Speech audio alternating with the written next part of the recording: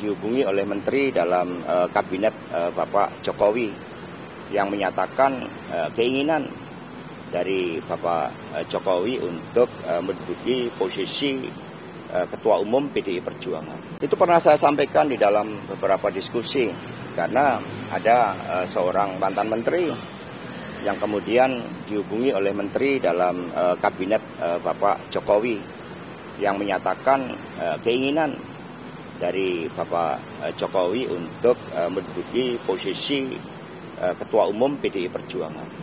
Itu pernah saya sampaikan ke publik. Dan kemudian melihat apa yang terjadi dengan Partai Golkar yang mula-mula juga ada rumor seperti itu. Ternyata itu kan terjadi. Maka apa yang disampaikan oleh Ibu Megawati Soekarno Putri tersebut itu adalah benar. Di sini kami ingin menegaskan bahwa Bu Mega bukan hanya Ketua Umum PDI Perjuangan, beliau putri proklamator.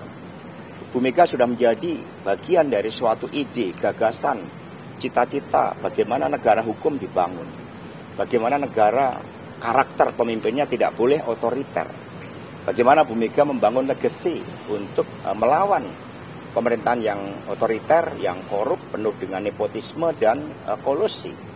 Bagaimana Ibu Mega penuh dengan gagasan tentang emansipasi, tentang meletakkan prinsip-prinsip demokrasi berada di tangan rakyat. Nah, karena itulah sikap PDI Perjuangan sangat jelas.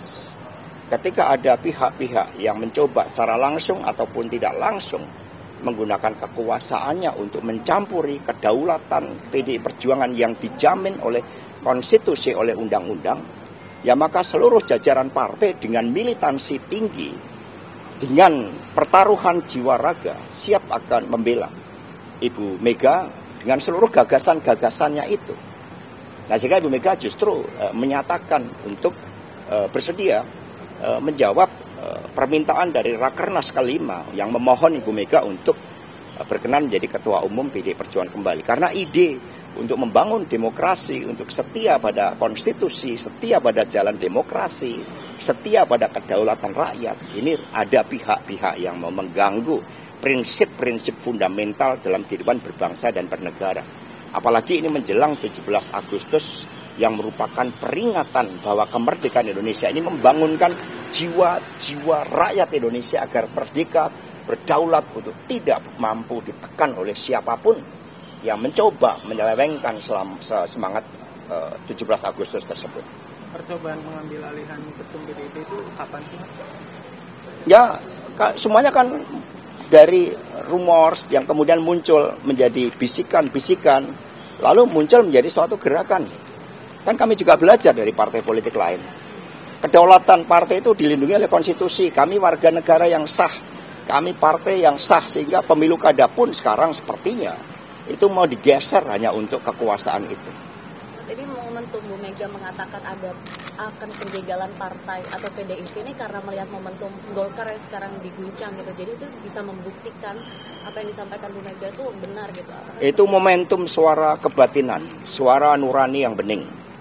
Itu momentum ketika kami mempersiapkan pemimpin-pemimpin dari rakyat dan kemudian ada yang mencoba untuk mengganggu.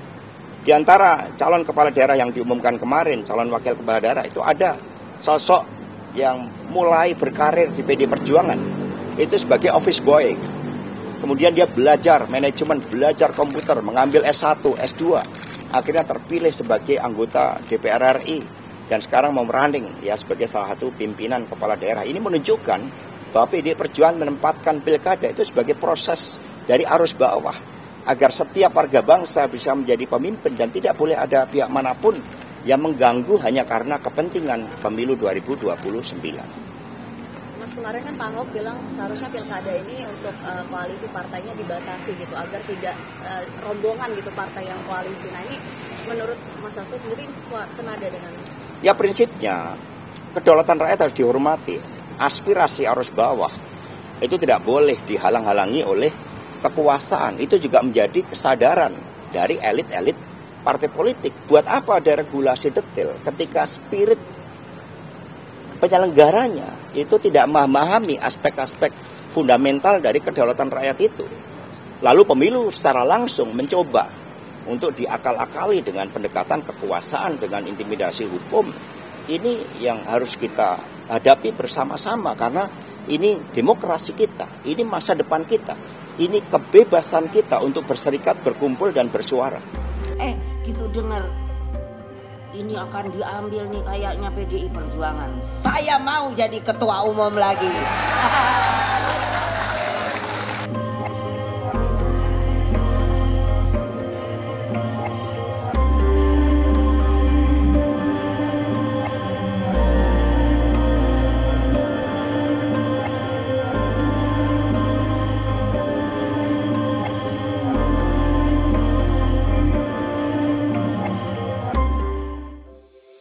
Antara banyak sumber informasi, kami layak dipercaya. Karena kami menggali lebih dalam, berpihak pada kebenaran, berpegang pada data dan fakta, agar layak Anda jadikan referensi. Kompas TV, independen, terpercaya.